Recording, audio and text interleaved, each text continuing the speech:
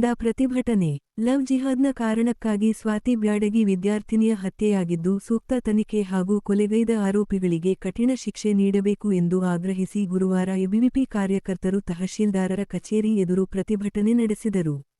ಹಾವೇರಿ ಜಿಲ್ಲೆಯ ರಟ್ಟಿಹಳ್ಳಿ ತಾಲೂಕಿನ ಮಾಸೂರು ಗ್ರಾಮದ ಸ್ವಾತಿ ಬ್ಯಾಡಗಿ ಎಂಬ ಯುವತಿ ರಾಣೆಬೆನ್ನೂರಿನಲ್ಲಿ ನರ್ಸಿಂಗ್ ವಿದ್ಯಾಭ್ಯಾಸ ಮಾಡುತ್ತಾ ಅದೇ ಆಸ್ಪತ್ರೆಯಲ್ಲಿ ಶುಶ್ರೂಷಕಿಯಾಗಿ ಸೇವೆ ಮಾಡುತ್ತಿದ್ದರು. ಮಾರ್ಚ್ 3ರಂದು ರಾಣೆಬೆನ್ನೂರಿಗೆ ಹೋಗಿ ಬರುತ್ತೇನೆಂದು ಮನೆಯಲ್ಲಿ ಹೇಳಿ ಹೋದ ಯುವತಿ 7 ದಿನಗಳ ಬಳಿಕ ಶವವಾಗಿ ಪತ್ತೆಯಾಗಿದ್ದಾಳೆ. ಬಾಳಿ ಬದುಕಬೇಕಾದ ಹೆಣ್ಣು ಜೀವವಿಂದು ಪ್ರಾಣ ತೆತ್ತಿದೆ. ತಂದೆಯನ್ನು ಕಳೆದುಕೊಂಡು ತಾಯಿಯೊಂದಿಗೆ ಜೀವನ ನಡೆಸುತ್ತಿದ್ದ ಸ್ವಾತಿ ಬ್ಯಾಡಗಿಯನ್ನು ಅದೇ ಊರಿನ ಮುಸ್ಲಿಂ ಯುವಕ ನಯಾಜ್ ಪ್ರೀತಿಸಿ ಮದುವೆಯಾಗಿ ನಂಬಿಸಿದ್ದ. ಇತ್ತೀಚೆಗಷ್ಟೇ ಬೇರೊಂದು ಹುಡುಗಿಯೊಂದಿಗೆ ಮದುವೆ ನಿಶ್ಚಯವನ್ನು ಮಾಡಿಕೊಂಡಿದ್ದ. ಇದರ ನಡುವೆ ಯುವತಿಯು ಕಾಣೆಯಾಗಿ 7 ದಿನಗಳ ನಂತರ ಶವ ಪತ್ತೆಯಾಗಿದ್ದು ಪೊಲೀಸ್ ಇಲಾಖೆಯವರು ಪೋಷಕರಿಗೆ ತಿಳಿಸದೆ ಅಂತ್ಯಕ್ರಿಯೆ ನಡೆಸಿರುತ್ತಾರೆ. ನಯಾಜ್ ಯುವತಿಯ ಕೊಲೆ ಮಾಡಿರುವ ಶಂಕೆಯಲ್ಲಿ ಪೊಲೀಸರು ಬಂಧಿಸಿದ್ದಾರೆ. ಕಾರಣ ಅವನಿಗೆ ಕಠಿಣ ಶಿಕ್ಷೆ ನೀಡಬೇಕೆಂದು ಒತ್ತಾಯಿಸಿದರು. ವರದಿ ನಾಗರಾಜ ಹಣಗಿ, ಪ್ರಜಾಧ್ವನಿ, ಲಕ್ಷ್ಮೇಶ್ವರ. ನಾವೆಲ್ಲ ವಿದ್ಯಾರ್ಥಿನಿಯರು ಎಚ್ಚೆತ್ತುಕೊಳ್ಬೇಕು.